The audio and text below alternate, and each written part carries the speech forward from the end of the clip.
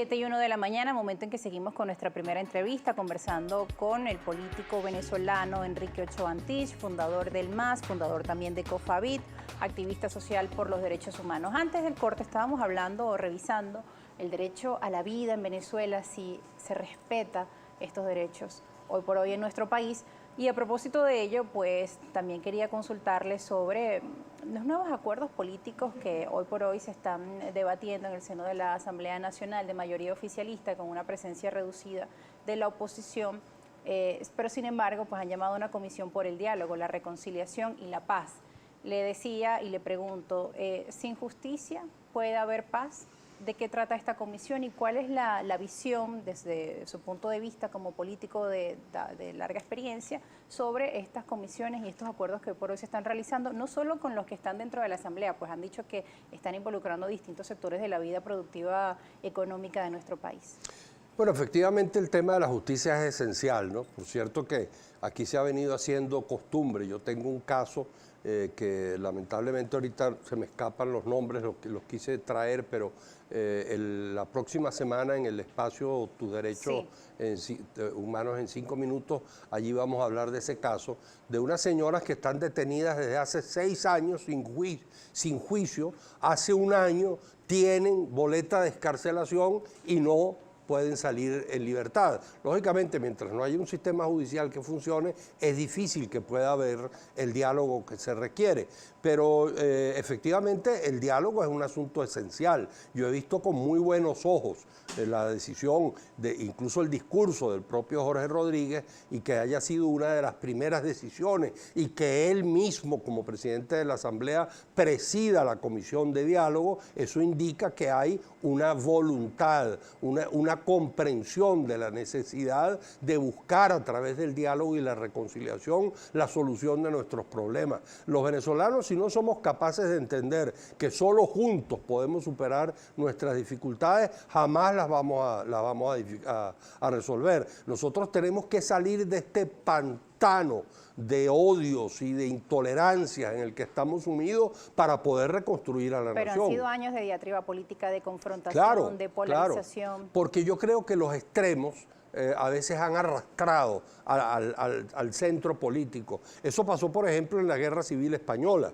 El extremo fascista en la derecha y el extremo comunista y anarquista en la izquierda arrastraron a la centro derecha y a la centro izquierda republicana. Y se dejaron llevar. Y bueno, terminaron en una guerra que costó 500.000 vidas. España es el segundo país del mundo en materia de fosas comunes después de Camboya, producto de esa guerra civil. Bueno, ojalá que nosotros no tengamos que pasar por una situación como esa. Ya tenemos bastantes años confrontándonos y ahí tenemos el resultado, un país destruido. Por supuesto que el país está destruido por una mala gestión, nadie va a decir lo contrario. La economía en Venezuela comenzó a caer en el año 2007.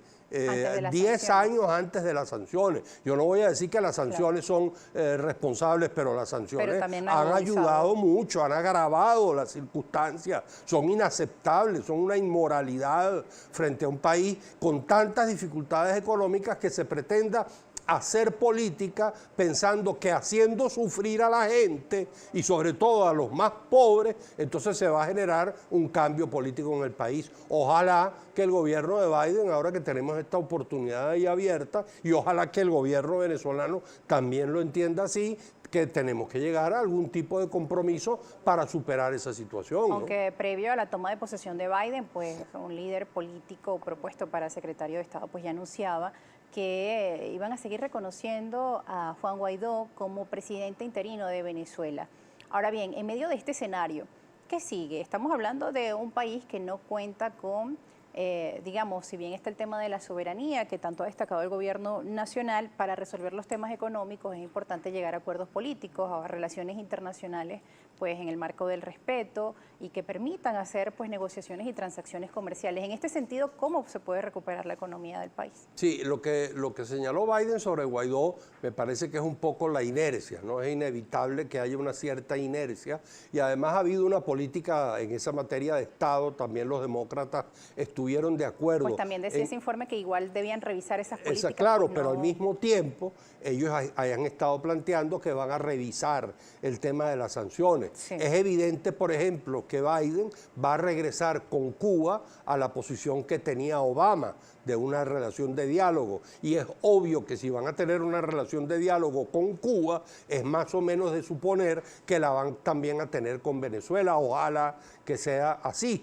Eso es lo que todos esperamos. Ahora, no hay posibilidad de resolver el problema económico y social si a la vez, no quiero decir que hay que esperar a resolver el problema político. Yo incluso le digo siempre a la gente de la oposición que hagan propuestas, que hay que buscar una relación con el gobierno, que aún con Maduro en la presidencia hay que buscar resolver los problemas. La segunda mitad de la ley antibloqueo es positiva, la primera mitad, a mi modo de ver, no, que es la que habla... Sentido, pues? Bueno, la primera mitad, tú sabes, habla del secreto, de que el presidente es capaz de anular una ley y cuando eso es una propiedad del Parlamento, etcétera. Pero la segunda parte, cuando habla de privatizaciones, de reprivatizaciones, eso me parece muy importante. Aquí los problemas económicos del país que ya venían de atrás, no voy a decir que con Chávez llegaron los problemas económicos, ni muchísimo menos. Venezuela venía teniendo una crisis económica de larga data en Venezuela, pero efectivamente comenzaron cuando se les ocurrió estatizar a mil y tantas empresas privadas que eran productivas. Sidor, por ejemplo, que incluso tenía el 20% en manos de las acciones, en manos de los propios trabajadores. Bueno, se estatizó, ahora es una empresa quebrada, todos los años el Estado tiene que aportar 350 millones de dólares de auxilio financiero. Bueno, lo que ocurrió con Agroisleña, que se convirtió en Agropatria y ahora no es nada de lo que era antes. Claro. Bueno, todas las empresas del Estado, esas mil y tantas empresas del Estado quebradas, que están convertidas en un desaguadero de los dineros públicos, que generan déficit fiscal y que por lo tanto generan inflación, y al final lo que se quería hacer en nombre del pueblo termina pagando el pueblo en hambre y en inflación. De modo que creo que es necesario, por supuesto, resolver el problema político, que eso ayudaría muchísimo, sí, pero al mismo tiempo, mientras se va resolviendo el problema político, hay que tratar de ir resolviendo los problemas económicos y sociales, porque mientras tú y yo estamos hablando aquí, hay un niño que se está muriendo de hambre, y mientras tú y yo estamos hablando aquí, mientras los políticos están en el Congreso hablando de política, hay una madre que no sabe cómo alimentar a sus hijos, y hay un anciano que no sabe cómo comprar sus medicinas. Entonces, con Maduro en la presidencia, inclusive la oposición tiene que buscar llegar a algunos acuerdos. Es lo que yo llamo una oposición de Estado, no una oposición oposicionista, que piense que mientras peor estén las cosas, mejor para la oposición. Eso claro, no es así. Hay que tratar de que el país mejore para que cuando se produzca el cambio político se haga sobre la base de un país que más o menos funcione y que tenga una economía próspera. Bien, ¿no? Señor Antich, justamente sobre los problemas que usted refiere, pues también hay muchas preguntas que nos está llegando por parte de nuestra audiencia con la etiqueta Primera Página. Nuestro compañero Seir Contreras pues va a hacer la lectura de alguna de ellas. Sí, Rosa, buenos días a la audiencia que se incorpora hasta ahora a la señal de Globovisión. Buenos días a nuestro invitado, el señor Ochoa. Voy a comenzar con algunos comentarios y le pediría, por favor, que sus respuestas sean relativamente cortas para garantizar leer más comentarios. Voy a comenzar con el usuario Luis Méndez. Dice, buenos días. ¿Cómo se puede reestructurar unos organismos de seguridad cuyos vicios están tan arraigados y son permitidos por el Estado? ¿Qué estrategias aplicaría usted para erradicar todo esto? Bueno, como yo señalé, creo que una primera decisión, una primerísima decisión que habría que tomar es que el Ministerio de Interior y Justicia vuelva a ser ejercido por civiles y no por militares. A partir de allí hay que civilizar a nuestras policías, desmilitarizarlas. La lógica militar es la lógica de la guerra, la lógica de eliminar al otro. La lógica policial es la lógica de restituir el orden respetando los derechos del otro. Creo que por allí debe comenzar todo. Hay otro comentario, Ramón Ramos, el líder. ¿Qué opinión le merece a usted que se haya iniciado juicios en la Corte Penal de Justicia por crímenes de lesa humanidad en Venezuela? ¿Podrá llegar esto a feliz término y ser juzgados los culpables? Yo creo que efectivamente en Venezuela existen funcionarios que han cometido delitos de lesa humanidad. He expresado mis reservas respecto del informe supuestamente de las Naciones Unidas, de una comisión que designó el Consejo de Derechos Humanos de las Naciones Unidas sobre la responsabilidad directa de Maduro, Cabello y Padrino. Yo no creo que ellos hayan dicho maten, torturen. Al menos en el informe que yo me leí, desde la primera palabra hasta la última, no hay ninguna prueba al respecto, pero efectivamente yo creo que hay ministros de Interior y Justicia que tienen una responsabilidad sí muy directa en delitos de lesa humanidad, en las masacres policiales que han ocurrido en los barrios, y ojalá que los organismos internacionales, los multilaterales, que es diferente a las sanciones unilaterales de un gobierno contra otro, puedan actuar al respecto.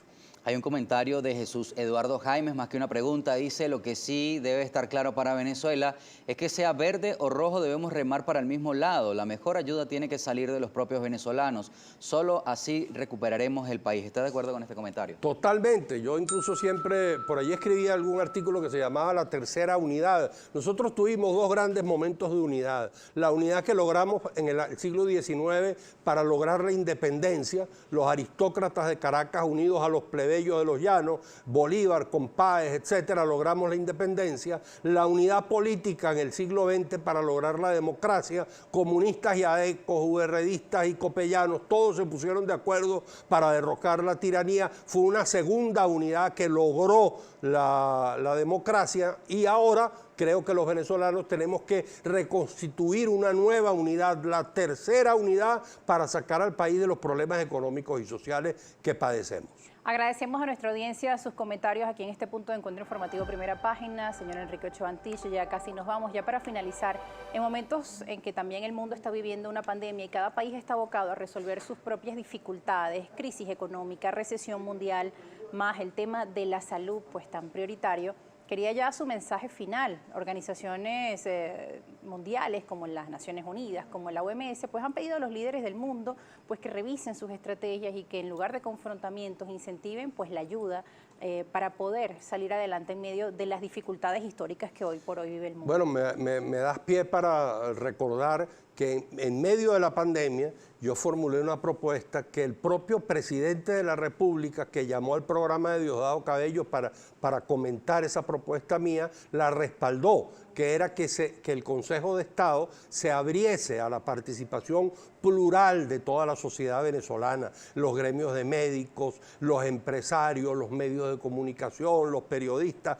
que en el Consejo de Estado... Eso? Pero no ha ocurrido. Y efectivamente, claro, creo que el gobierno ha acertado y hemos tenido la fortuna de que quizás producto de la depresión económica, los viajes hacia Venezuela son muy pocos y quizás eso también ha ayudado a que la pandemia no prospere. Pero el gobierno ha actuado, creo yo, de manera acertada respecto del tema de la pandemia. Pero para temas como este, para el tema de salud, para el tema económico y social y para el tema político, por supuesto, se requiere que los venezolanos seamos capaces de empinarnos un poquito por encima de nuestros intereses más menudos y más cercanos y entendamos que el otro es tan hijo de la patria como cada uno de nosotros y que tenemos que actuar juntos para sacar el país adelante. Muchas gracias. Muchas gracias, Gracias Rosa. a usted por Muy su contento participación de estar aquí en tu programa. aquí en Primera Página, y agradecemos como siempre a nuestra audiencia por también estar presente y darnos sus comentarios y sus puntos de vista referente a distintos temas de la política y la economía en Venezuela. Nosotros nos vamos a una pausa, al regreso más entrevistas.